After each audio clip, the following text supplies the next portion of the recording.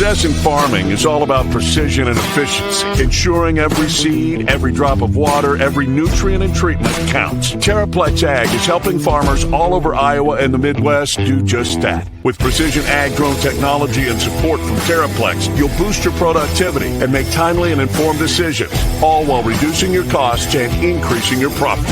It's time to revolutionize your farming. Harvest the benefits with Terraplex Ag. Visit Terraplex.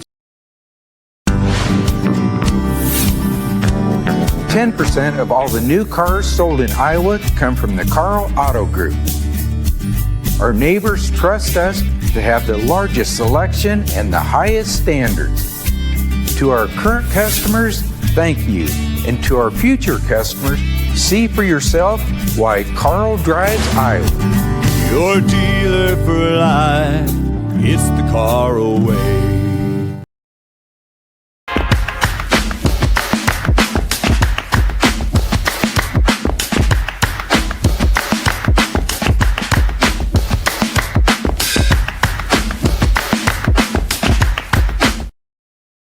I'm Chris Williams from Cyclone Fanatic, a proud Iowa State graduate from the class of 2007. No one shows up like Iowa State fans. And Cyclones support Cyclones on and off the field. Your gift can provide scholarships to students, fund groundbreaking research. We could even drum up opportunities for the marching band. Visit MoveWhatMatters.com to learn how you can make an impact today.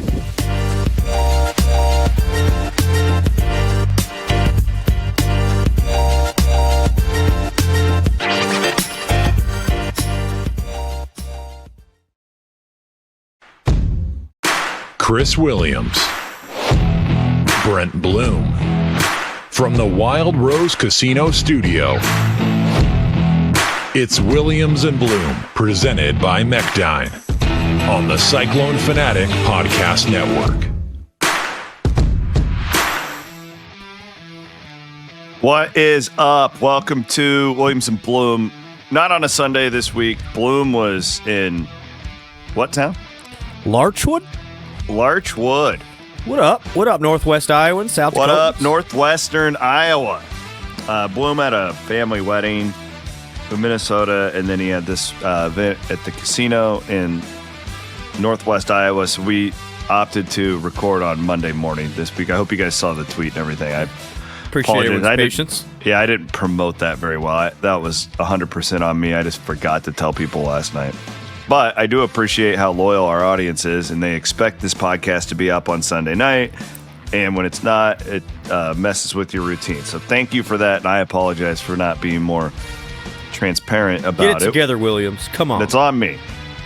We are presented, as always, by our friends at Mechdyne, the Mechdyne Corporation. Could be a stormy day for many of you in northern Iowa, so be careful out there, thinking about everyone. Wanting you all to stay safe. That would be a great time to call up Colin Newell. It's good to have him on speed dial, just in case. Good to have Colin Newell on speed dial. Farm Bureau Financial Services. Your man, Colin Newell. He insures Blum and I across the board. There you go. I love it when you can just naturally work in our great sponsors. Yeah, it could be dicey on the storm front today. Yeah, it could be. Could be.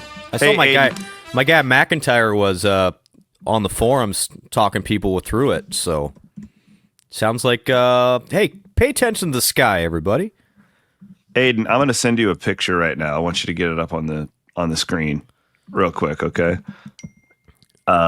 This is podcasting on the fly here. Yeah, well, I didn't anticipate doing this, but this is cool. It's got an Iowa State tied to it. It has a Mechdyne tied to it. Once he gets it up, we can talk about it. We're gonna maybe not a full hour today. We are definitely gonna do a full NFL draft recap for Iowa State. We are going to talk about Dominick Nelson, the newest member of the Iowa State basketball program. That is all coming up. Looks like Aiden has. Check this out. This is our buddy Charging Charlie McKenna, big Cyclone fan. Look at that beautiful Mechdyne logo we got on there. Hey, Iowa everywhere, and oh my gosh, yeah, that's beautiful. Look at that. The Mechdyne is sponsoring him this year, which I thought was really cool. So I watched the Pop-Tarts Bowl with Charlie at the yeah, you World did. Stadium. Awesome dude. We had a couple celebratory beverages. We were huge Cyclone fan. We were flashing the upside down U throughout the game. I thought it was cool that Mechdyne was like, that's awesome. Willing to support that. How did he do? He did really good. We had our season opener on Friday night, started 12th and got 7th. So all right, really Charlie. Way to go charging, Charlie. Yeah. So first race of the year, if you could move up 5 spots, that's a. When are we gonna watch Charlie? I'll be at a bunch of them. Okay, well, just invite me next time. Bunch of Cyclone fans. Jason Haney from Webster City. Chris Speaker. There's a bunch of Iowa State. Kurt Schroeder. There's Schroeder. Yeah, he's a great dude. He was also at the Pop-Tarts Bowl. Yep. So yeah, there's a bunch of good Cyclone fans that run that tour, and I'd like to support them all and just go there and watch them and shake their hand. That makes my day. Thank you. Good job, Charlie. Yep. Very cool. Anyways, let's move on. And Dominick Nelson, we'll start here, and then we'll move on to all of the football. I want to tease this. The reason I've done this is because I write a lot of the preseason football magazine stuff for Iowa State across the country, and I've been doing this for 15 years. And you have to get these projected depth charts in like April. Yep. And I submitted mine. Maybe we could do that on Wednesday's show, is go through it. I did put it up for our premium subscribers. I would call these educated guesses because you never quite know I think this year with specifically all these JUCO guys, like the JUCOs, the transfers that are coming in. Yeah, less JUCO, more the summer. Yeah, well, there is the one JUCO. There is the one JUCO. Yeah. Good point. And then the 3 transfers. You just don't really know. It's really difficult to do, but I took my stab at it. I wanted to bounce that off of you. Maybe we can do that on Wednesday's show. Let's get the chart up. Like let's get some visuals going. Yeah. Because I looked at that when I got home last night, C-Dub, and it was on paper. It's really exciting. They're really a good team on paper. There's numbers now. I mean, and that's part of the beauty of having so many injuries last year. Is you got a lot of guys specifically on that defensive area, a lot of experience. That's what I wrote on the lead for the big magazine one I do is that, linebacker was, I think, considered a weak spot last year because they were all hurt. Well, it might be the best position on the field for Iowa State if it's because of you look at a guy like my dude Brazino, whose jersey I got behind me. It's like that guy was somebody who most people hadn't even heard of to now he's probably somewhere in the 2 deep, but we saw how good he is. Absolutely. And he's only gotten better this offseason. Yeah. I mean, he plays a true freshman last year. And then even a guy he wasn't even on your depth chart, but Carson Willich. I didn't know where to put him. I know, but he hasn't played a lot. Yeah. But he's still really good. People are asking me, where's Willich? It's like, I don't know. I don't know. Great dude, great leader in that program. So I think he'll play. I do too. Yeah. I just think that's the fun part is that's not a slight on him. It's just everyone knows he's good. It's just same with wide receiver. It's like Carson Brown didn't make my 2 deep, and it's like, well, that guy was catching big time passes for Iowa State. Yep, and he's had a great offseason. Yeah, so that's the fun part. I think biggest question mark. So we'll get into it on Wednesday. Still pressure on the quarterback. Yeah, that's a question. I think that's a big concern. Yep. For me, only 16 sacks in 14 games last year. That's a big concern, and that's where it's just like. These D linemen, what are they going to be able to do? These guys coming in. Is an Ike going to make a jump? Right? That's the key? Yep. I think Jace Gilbert making a big and really high on Jace, by the way. Mm-hmm. And then the McDonough kid coming in from Yale, looks good on film. The Von Troy Malone has had a great spring, but question marks. And then the other part that doesn't get talked about, and it will as the summer gets going. Caleb Bacon was obviously its best pass rusher 2 years ago, and he gets hurt in game 1. Well, he's a linebacker, yes, but he's a big linebacker that they're going to use in that. I call it the Marcel Spears. Who are some of those other guys? Willie Harvey, Orion Vance that would rush from that linebacker spot. And I think you could see some old school Haycock that way. If you think too, back to last offseason, that was the theme of it when we were talking about the defense was Bacon and putting his hand down. And that honestly, that was Iowa State's biggest weakness last year was pressure on the quarterback, and it's not going to be any worse. I don't think, but also like, where's that coming from? And then another question I have, receiver, just because, I mean, which we'll talk about the NFL draft. You have 2 second-round picks. Like, good luck replacing that. It's hard to do. And then the corner opposite of John Tez. I think there's some youth there, some exciting youth, but still some youth there that question marks as well. That will be Wednesday's show. Yes. So we just came up with it on the fly. There we go. So Dominick Nelson, the former JUCO, goes to Utah Valley for a year.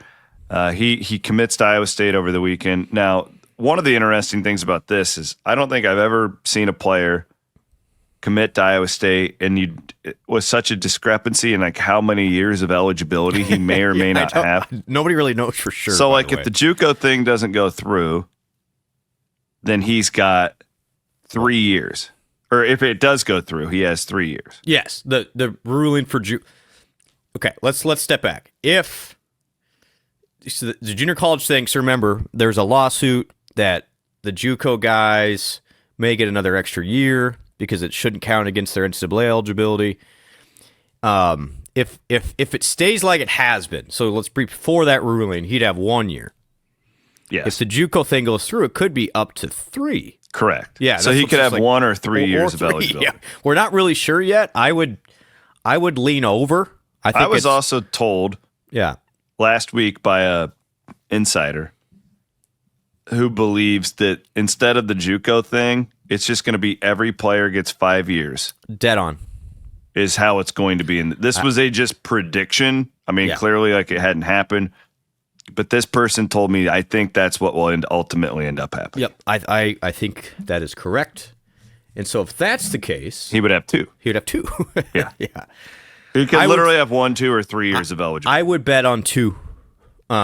If I was, but again, the rules literally change daily. Like you got to keep an eye on the news. With all that this Campbell stuff. deal last week was wild, where he goes off in that press conference, and then like 4 hours later, it changed again. Yep.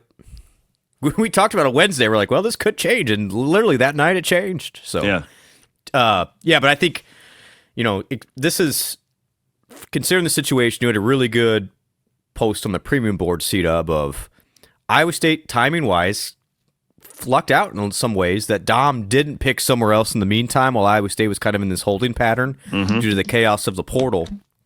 But super excited for Dom. The one thing that's going to translate with Nelson is he's big, he's a big guard, he's athletic, and he is a grinder. Like, this guy is tough as nails. And I know the question's already been brought up. I've seen your tweets. I get it. I've seen your messages. People are like, what about the three-point shooting and the free throw shooting? It's like, you know what? At this point in the portal, like, you got to find guys that want to be at Iowa State. And I think, obviously that is a question mark with him. But the toughness, the downhill driving ability, the ability to get to the free throw line, huge pluses, and Nelson's going to be a factor for Iowa State for sure. Well, the toughness thing is important. I always worry about it. I trust this staff to bring in guys for the most part who fit their mindset.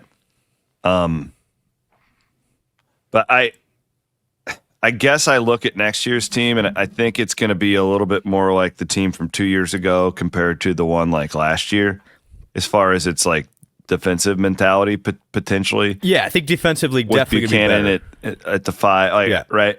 And I almost wonder. I understand it. Like, I wish he was a 35% 3-point shooter instead of 25, but I don't really worry about this guy just buying in and doing what they tell him to do, where I think that was a problem with Keyshawn at the end of last year for one reason or another. I just think that, it's not a comp. Like, Keyshawn was, one of the best top players 10 player in the country for a when while he was last year. I'm not doing that. I'm just saying, like, with what you have there in Taman, Jefferson, and Milan, I don't know if a ball-centric, like, heavy guy is exactly what you need in that spot. I think that if you can be 6'5" and be a just dog on defense, fast break points, really good in transition, and, play at that.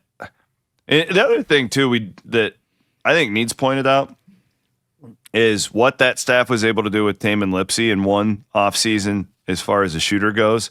So just because he was that at one point, he's going to get a lot of open looks next to those three dudes. I'd love to see what JR and Eric Crawford can do with this kid in an offseason. So don't just say, well, just because he was a bad shooter at one spot, he's going to be in the future. I can promise you when he was at JUCO, he probably wasn't working much on that. That's just the way this kid has JUCO written all over him when you look at his profile. Now let's get and you go to Utah Valley, and he was the best player in the league, and he did all of it with a lot of natural athleticism and stuff. Let's get him in here for an offseason and see what this staff can do with him. Yeah, and so a couple things with Nelson. He just wins. He's won everywhere. Mm-hmm. And I think in this portal era, we get lost sometimes in just the efficiency numbers. And I get it. I'm a data guy. But at the end of the day, you need guys that can want to win. He's won everywhere. The guy won the WAC Player of the Year on the best team in the WAC. And he was their closer down the stretch. So tough guy, winner. And I don't think you can put a real good value on that. C-Dub, like an AJ Storr, for example. Guy wasn't a winner. And when it got down to, as my friend Sage Rosenfeld says, nut cutting time, guy disappeared. I think this Nelson's going to be a grinder. He's going to want to win at the end. And I'll just be honest, like the competition was pretty stiff still. I know it's like, oh, free throw shooting. Coaches wanted this guy because they know he's a winner. So he committed before he was about to take a trip to Maryland to go see Buzz Williams. So that was the mechanism why we didn't want him to leave Ames without committing, because gonna be honest, guys, there's a couple other big programs after him that were offering more, but he wanted to be, as Jamarian Bateman told a news outlet this week, he wanted to be an Iowa Stater because those guys are dogs, so I think he will fit in. Good kid. You had a nice mention. He's got a connection to actually Jaden Higgins of all things. Mm-hmm. So really excited for him. I think, he will be a very nice piece for Iowa State, and I would just caution people to not get totally settled in on the data. And I know I'm, again, big data guy here, but this guy's going to add value in a place that Iowa State really needed it, and that's that slashing athletic guy that gets to the free throw line. Here's a stat for us, speaking of data. Led all guards in the nation in free throw rate last year. That's a good number for what they want to do. Got to the line 8 times per game in conference. That is a ton. He shot 80 more free throws than any Iowa State player shot all of last season. And we've talked about it on this podcast for 15 years. One of the biggest slump-busting things is getting to the free throw line. Now, he needs to shoot it better from there. I understand that. 70% from the free throw line is not great. But you got to get there. And there's something to be said for somebody with the athleticism to do that. There's no question, if you talk to the Iowa State coaches, this guy's athleticism will translate just fine. This isn't a worry about step up in competition with him.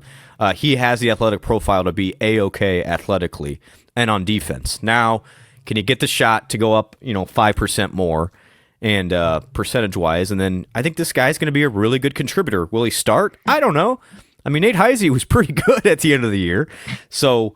And then Jamarian Bateman is going to be really good. Like they've got options now. And the reason why Iowa State really needed Nelson is you can now weather a little bit of depth challenge, and that you could not weather when Keyshawn got hurt last year. And that's exactly what Iowa State did not want to fall into next season. You look at as far as the shooting go, so what Milan will bring. It feels like the plan is for Jefferson to be a little more stretch four-ish. Yes. I mean, it certainly is how they were using him in February and March. Let's see what Bateman brings, right? Like, I'm not going to put everything out there on a freshman, but I have a pretty good feel. I don't think he's going to be a bust. Like, I just feel like there's so much synergy between the Bateman group and Otzelberger and Blount that I would be surprised. This isn't, let me just put it this way. This isn't a Noya situation with Bateman in that there's no question that he will have the mindset to play defensively. Correct. Now, which is why they fell in love with him as like a sophomore. It's just not the same. And again, Noyes I had high expectations for Noyes. They're just different enough that I think Bateman's baseline will get him on the floor quicker than Noyes'. It's different because there's playing time available, right? Like Noyes was going to have to do really special things to play significant minutes as a freshman. Yep, great point. Or have injuries. And unfortunately, the injuries came and he couldn't step up to that. He couldn't step up I think that you look at like Bateman and Torrey, and it's like, guys, like we need you now. Like they're going to get the reps from day one, which is huge. You need Lipsy to shoot the three like he has, but right, and I have faith that he will. And I guess my point is, it's like Ott's also if you give him credit for one thing here, he has shifted. I think the guy has proven in 4 years at Iowa State that he'll move the needle as far as what they're going to try and do and be based on his personnel. Yep. That's why I say I think this team, I don't know what last year's team was because they were injured so much. And like they didn't really ever have the ability to string together like a real identity, I didn't think. And I think next year's team will be more like the team that lost to Illinois in the Sweet 16 as far as like how their mindset is made up. We'll see. And that team finished first in defensive efficiency in the country last year. I don't know if they can do that, but I hope. I doubt it, but I've seen some of the conversations online. It's like, Iowa State's going to regress to where it was like 3 years ago offensively with that Jaron Holmes. Like, no, these guys, no chance. We are really underselling how good Jefferson, Momcilovic, and Lipsy can be and are. Yeah, already. if this team, what were they last year? Like at their best in offense, like 6, 7. They finished 19th. I mean, that's still a top 20 offense last year. Even they'll be a top 50 offense for sure. Top 30. Agree. Top 30, right? Yep. Yes. Yeah. And so 2 years ago, to your comp, 50th in offense, first in defense. Maybe a hybrid. I don't think they'll be first in defense. No, I agree with that. But the good news here is, I think TJ learned from last year. The staff does a nice job of adjusting to what worked. If you get them in an honest moment, I think they, again, maybe got too carried away with offensive numbers at times in the portal last year and not looked at the greater whole. And I think Iowa State's kind of going back to what it knows works, and that's grinders first, and then we'll figure out ways to score. And I think the Nelson ad really, puts a nice. Just look around the Big 12. There's not many complete teams right now. There's not. Iowa State's about as complete as any of them. Now Kansas will add, and they keep adding. BYU is going to be good. We know Tech's going to be good. They're spending money like crazy. But I would anticipate Iowa State to be a factor again. And Nelson adds what I thought was missing, which is that slasher athletic guard who can play defense number one, rebound the ball, and then pick his spots. And, happy to have Dominic as a Cyclone. Good stuff. Knock on wood, the roster movement should be over for basketball. Yes. Knock on wood. And WeWillCollective.com, though, and because we still have commitments we have to live up to. So just FYI. Always fundraising. Always fundraising is Brent Blum. And at the end of the day, if we have extra, no matter what happens, I know I've gotten this question a couple times, C-Dub, and I got it yesterday, so I wanted to put it out there. Anything we have in excess when this whole world changes will go directly to Iowa State. So don't be concerned about, donating. It's not going to go anywhere. It's going to go to Iowa State NIL in some capacity. So keep on keeping on, everybody. Keep on keeping on. Want to thank our friends over at... Well, let's thank our buddy Chappie. Son of a gun's just selling houses like crazy. He's located in Ames, but he can buy and sell for you and do all that good stuff all over the great state of Iowa. Andrew Chaplin's his name. He is a Hunziker and associate real estate agent. Good buddy of mine, Bloom's, dating all the way back to college. Also want to thank our friends over at the Ivy College of Business, the graduate program. If you are thinking about going and getting that master's degree, remember them. Remember Ivy College of Business at Iowa State. And, of course, our friends at Kelderman Manufacturing. Go to kelderman.com and see all the great stuff they can do for you. They really specialize in customizing your trucks and all that good stuff. They do everything, to be honest with you, from the down corn reel to all kinds of. You go and check it out. They have a badass website, kelderman.com, sweet YouTube page. You can thank them for down in Oskaloosa for being a sponsor of Williams and Blum here on the Cyclone Fanatic Podcast Network. NFL Draft, Iowa State has 3 guys go in the first 3 rounds, 2 to the Houston Texans. Crazy. And my biggest takeaway to that with Jalen Noel and Jaden Higgins was you don't make those picks if you're Houston if you didn't have a great experience with Xavier Hutchinson. And I know like a lot of people are like, oh, where does X fit in on the depth chart? It doesn't even matter. The point is that this is a little bit like that Jets situation a few years ago. You don't draft Will McDonald if you think Breece Hall's been a total turd. Yep. Right? And we're hearing this. You saw the John Lynch quotes from the 49ers over the weekend where he was talking about drafting Iowa State guys. And to me, this was a massive compliment to Noah Pauley, to Matt Campbell, to Taylor Mauser, that both of these guys would go there. And it's a huge compliment to Xavier Hutchinson, by the way he's conducted himself as a professional over the last few years.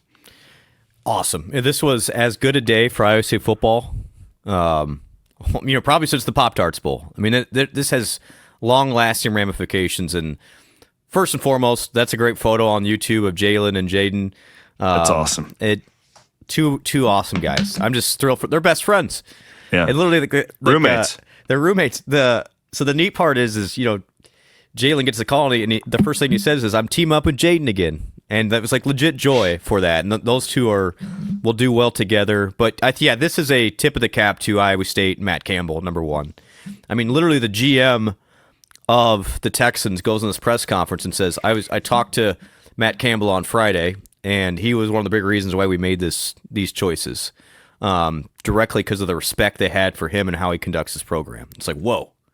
I mean, that's 2 GMs to your point, because John Lynch said the exact same thing, and you wonder why Matt Campbell has the respect of all the NFL people. Just listen to the quotes, and they know these guys will come in ready to play.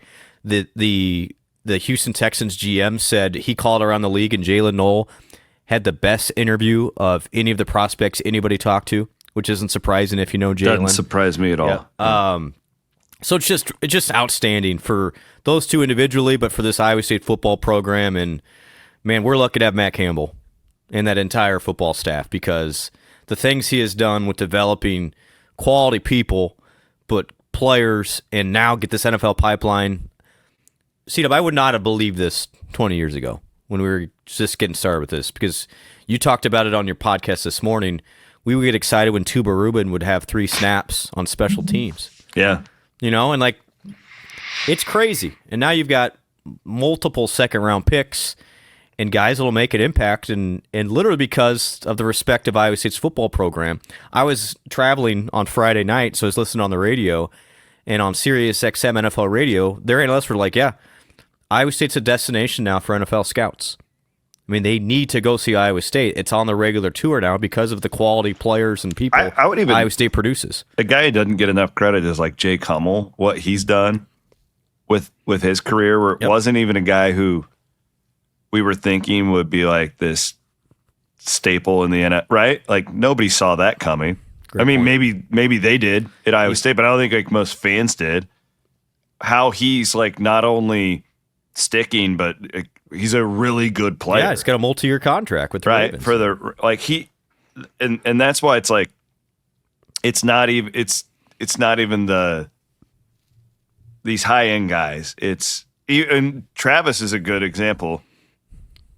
Great job for Iowa State to get him to the 4th round, because that's exactly what they told him in the recruiting process. Come here, you need this. So he goes from playing Ivy League ball 1 year at Iowa State. He was hurt for the first 3 and games. I was just going to say, they did the right thing for him by not rushing him back early.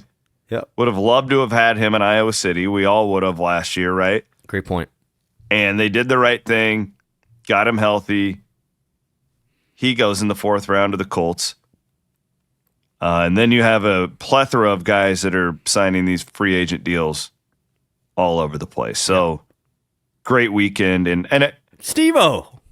Let's go, Main man Steve-O. Klotz. Yeah. Awesome, dude. I think some of these guys are going to make it, by the way. I would not surprise on so Steve-O, Jared Hufford, Miles Purchase, JR got hooked up with one of my favorite people, JR Singleton. Some of these guys are going to stick. I can't wait. Well, this is the fun. biggest thing Campbell is. I truly do. Yeah. I think that what he has done, and not only placing guys in the NFL, but like really good players. And Malik with the Falcons, by the way. Good job, Aiden. Yep. When you put on the NFL on a Sunday, it's almost impossible to watch a game where there's not an Iowa State guy contributing somewhere. It is a massive difference. Yep. Compared to even, McCartney and Rhodes, and like they were guys who got drafted, but it was always kind of like, well, they make the roster type stuff. And it has made my Sunday so much more enjoyable. I hope everybody else feels. It used to be me, you know me. I would watch the Vikings and I didn't watch the NFL. Yep. I'm watching DVR college games from the day before. That was what my Sunday was like. And now I got to see the Jets are on here. Okay, I bought the ticket. I got to. What time does Brock play? Yep. Okay, okay, Hummel's on at this time. I got to flip it over to them. It is so crucial in the portal. And you know this with Soul and Townsend. Like, how big of a deal is that for those guys to even come to Iowa State that these two were going to the NFL? So, Soel and I'm sorry, I keep calling him Soul. It's fine. We're old now. We can get. Is it names Soel? wrong. I think it's Soel, actually. And Townsend, they came together and they went out to dinner with Rocco, Jalen, and Jaden. Like, that was the pitch. It's like, you guys. And it worked. And it sold them on it. And now, look how well Iowa State's recruiting at the high school ranks. It has a direct line to the success Iowa State's had in the NFL. And it's just going to continue now. So, what about quarterback? Like, by the way, Rocco's going to be a NFL guy in some capacity. He will. I don't know where. I agree. He's going to find a spot. Yes. We've talked about this, but the run that Iowa State is on recruiting quarterbacks right now is unbelievable. Did you see the news yesterday? Our friend in Nebraska, Jet Tamala? No. Elite 11 finalists. Oh. Got named this weekend. Not surprised. Nebraska didn't want him, though. He didn't go to the camp.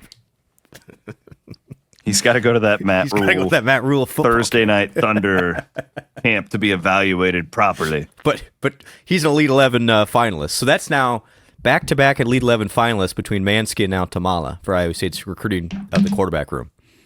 That's never happened before. No. Real quick, yeah, I got a again. quote. Like I understand most Iowa State fans, like most fans of any team, you go to your team's game and you want them to win, and that's usually the extent of it. Other than the diehards, I promise you, from a building the culture, if we all want Iowa State to be one of the top 2 or 3 teams in the Big 12 every year, competing for a playoff spot going forward. There's nothing more important. Well, there's one thing, and that's Matt Campbell staying at Iowa State. Yes. But number 2 is getting these guys drafted. Yep.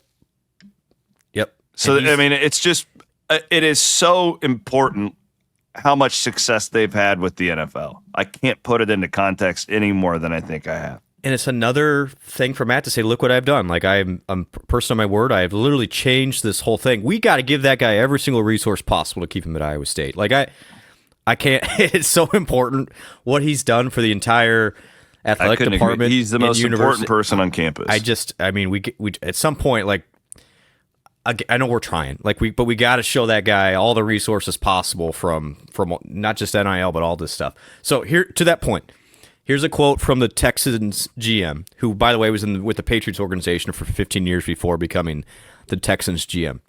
He said, "Coach Campbell was spot on about Hutch," Xavier Hutchinson he's talking about, "and Hutch has been an outstanding person for our program. He's been one of the best teammates, embraces his role, works his ass off, everything you want." Like, that's the Iowa State football program right now. Mm-hmm. Is these guys are now coveted in the NFL because they're great guys. They go into day one. And again, I don't want to make it a contrast, but I will.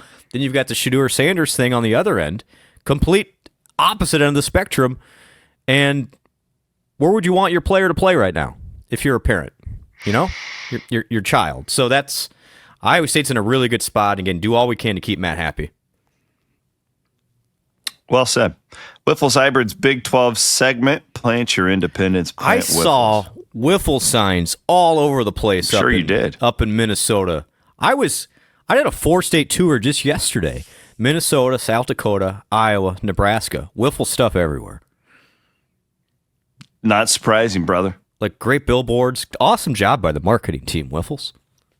Very noticeable, too, that little corn stalk, Yes. and then it's a very simple design. Yeah, I saw it everywhere. It's great. Yeah, I was by the way, just going to go with the go. Yeah, go ahead. shout out to I don't know if they're Wiffles folks or not, but a lot of farmers said, "Hey, love listening to the podcast when we're combining in Lyon County and Sioux County up there that come and said hello." Yes, The shift in our audience with farmers in the last 15 years has been incredible, because most of these combines and stuff, many of them are going to be at the point where they don't even have AM radio if they're not there already. And these is one generation of farmer has stopped farming and passed it down to the next. What we do is how they pass time. that's what Like one that, gentleman. it is, and it's only.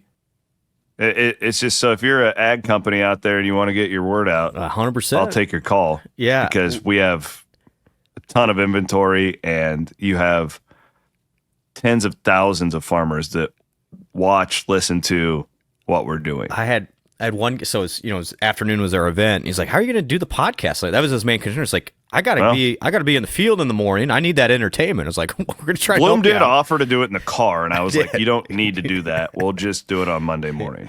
So thanks for everyone for saying hi. Like those events are great and the players are great, but man, everyone that came up and said hi and thanks and loved the podcast, it made my day. Yeah, the Deion Sanders part of this was where I was going to go with this. Like, I just thought it was. I guess I didn't take any personal pleasure in watching his son never fall in the draft, but to me, it was just a good life lesson. Like these helicopter parents, these entitlement in general, these people that believe that they just deserve something, and that was what you were getting out of these interviews with Shedeur is the entitlement thing, and you've got to be really damn good in the NFL to have that. Like most of these teams that need to draft a quarterback already have coaches and GMs that are on the hot seat. They don't want the loudmouth dad with a massive microphone, a megaphone that Deion Sanders has, critiquing everything that they do, riling up the fans. And to me, this was just an example and like this is like anything. Like if you're a little league parent and you're the dad that's always yelling and carrying on and complaining, you're putting a target on your child. Like you just are. And we know, and like what we do, usually the loudmouth parents make their lives way more difficult on the actual kid, young person. At any level, and this was just like a massive example of that because of everything else and that goes into this. But like, if I'm Kevin Stefanski, who I love, he's a longtime Vikings, like that. Yeah. I didn't want that guy. I don't need that. Now he's there with Dylan Gabriel, and like that just made my life considerably more. And their reports are that Haslam, the owner, made him make the draft pick. We'll see, but like. That doesn't help your situation at all. Now, if he turns into like this elite type guy, like then great, you're a genius, you made the pick. But I mean, chances are he's probably not going to. Like, it's just really hard to be a top 5 guy in the NFL playing the sport of quarterback. And if you're entitled, and if you've got dudes carrying around Gucci bags and like all this crap, like your teammates probably aren't going to want to play for you. It's a really difficult situation, and I don't know. Like that whole situation was really, really interesting. I just thought from like a social standpoint. Yeah. Good lesson. Like, no matter how talented you are, if you're hard to get along with, you better be really, really, really, really, really good, no matter what field you're in. So, I was talking to some college students last week in a class. I'm like, hey, work hard, be friendly, be approachable, and try and add some value. But like, if you're going to be an a-hole, then people aren't going to give you too many chances here. And I think that's good dichotomy of, you've got that, and you've got Brock Purdy, who is in a real negotiation with the Niners, who still shows up for minicamp this week or for a team workout. Who's been making Mr. Irrelevant money for the last 4 years. And it comes back to, you talked about it for years on your radio program, is is the headache worth it? When you talked about Johnny Manziel, and not to get in the social stuff, but even a Colin Kaepernick. Kaepernick is the best example. Yeah, is the headache worth the production? I promise you, if Colin Kaepernick was as good as Patrick Mahomes, he wouldn't have been blackballed from the league. He wouldn't have. He just wouldn't have. They would have played him. Yep. And same with if Shedeur was Patrick Mahomes, skill set, or even Josh Allen, he'd be picked in the first round. Like, you will put up with some stuff if there's guaranteed production. But if there's question marks on production, you're not going to get the time of the day. You're not going to get the benefit of the doubt. My favorite is just like, I'm getting all these texts from people. Is it racism? Is it collusion? No, it's very simple. His dad, and if I'm Kevin Stefanski, like, I'm worried now that this guy is going to publicly assault me to try and get me fired to take my job so he can come and coach his kid. Like, I honestly, like, that's where my mind would go. You don't want to be losing sleep over a 5th-round draft pick, but here we are now. And he couldn't. And it's probably worse that he slid that much than if they would have taken him in the second round. That's the other part too. Is now, because he became more of a story. He went national. Like, I was watching national news this morning, and they were talking about, it was like, okay, here's the politics stuff, here's the war in Ukraine, and here's Shedeur Sanders. So he's gone mainstream now. It was such a story. I mean, everybody was talking about it. Anywhere you went this weekend, it was just like, oh, did he get taken? Like, on a call, I just think it'll be interesting how that impacts Colorado recruiting, because that was the carrot for a lot of these guys. You're going to get a lot of attention here. Turns out attention's not always great if you don't use it the right way. I always had such a bad taste in my mouth about Shedeur. I don't even remember exactly what happened, but they were playing at UCLA, and something he was doing to the student section about, like, I drive a Lamborghini. He said something like about the car that he drove, and it's just like, God, man, like, I don't even blame you, because it's your world. It's the world you grew up in, and it's what you know. This isn't the real world for 99% of humans. And your teammates, by the way, too. Like, they're, you walk in as a 21, 22-year-old in that locker room with 33, 34-year-old men. Well, and then there's the same. All these quotes surface where Dion was like, I'm not going to let him play for certain teams and all that stuff. And, like, it's like, God. Yep. That you wouldn't have said, wish you wouldn't have said that now. Yep. I mean, he cost himself literally tens of millions of dollars, potentially. Now, for the Sanders family, they'll be fine. I'm not worried about them financially. Do you think he'll be in the league in 10 years? I honestly, I don't know. I don't know. It's a lot harder as a 5th-round pick than a 1st-round pick, because you're not going to get the benefit of the doubt. I don't even know with their room what they're trying to accomplish there, because Gabriel and Sanders are very similar in a lot of ways too. So again, and I don't know how accurate this is, but there were rumblings Monday morning that call came in from ownership, like, he's still there, we've got to take him. Yeah, well, it's the same guy that took Manziel, same owner. Well, and that's the best comp I have. Yep.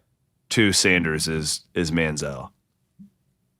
It's pretty accurate. I mean, Sanders' arm talent's better, but there's still a lot of drama there. All right, Aiden has the Browns quarterback room: Deshaun Watson, Kenny Pickett, Joe Flacco, Dylan Gabriel, and Shedeur Sanders. Gee, what a beautiful disaster that is. Poor quarterbacks coach. Speaking of coaches, did you know this? The Texans offensive coordinator, the the Houston Cyclones now, was a GA under Paul Rhodes from 2009 to 2011. Nick Haley. I remember that name. Yeah, you would recognize the face if you saw him. And he's the OC, huh? He was a defensive graduate assistant at Iowa State. And he grew up 10 minutes from Matt Campbell in Ohio. It all comes back to Ohio. That's pretty cool. I didn't know that. Yeah. Good pull. Yeah. So it's all these Campbell, Ohio, Iowa State connections. So Nick was always I remember flying on the plane with Nick and was always a nice guy. He's like our age, but he's now the Texans offensive coordinator. And here we are still doing this. Touche. I always say that to Otzelberger. Look at us. Well, you made it. You're the head coach now. I would say, still doing Cyclone Fanatic, and you're brother. still dealing with Just us. kidding. I wouldn't want it any other way. I know. You guys can't get rid of me and Bloom, by the way. You're stuck. We'll be doing this when we're 70. You may not be watching, but we'll be doing it. I mean, tractors are driving themselves by the We're time going to be like doing like VR podcasts. Bloom and I are going to be sitting in your house, as a virtual reality. hologram. The future of podcasts. No, we're just going to be AI robots at that point. Like they're just going to get all the hot takes. All right. Well, that's all I got. We'll do the depth chart stuff. A lot of football coming up on Wednesday. Hopefully I hope there's nothing to talk about with basketball because I don't think it could probably be any good. The portal is closed. Say, do you know what the best news of the week is? The portal is closed. Yeah.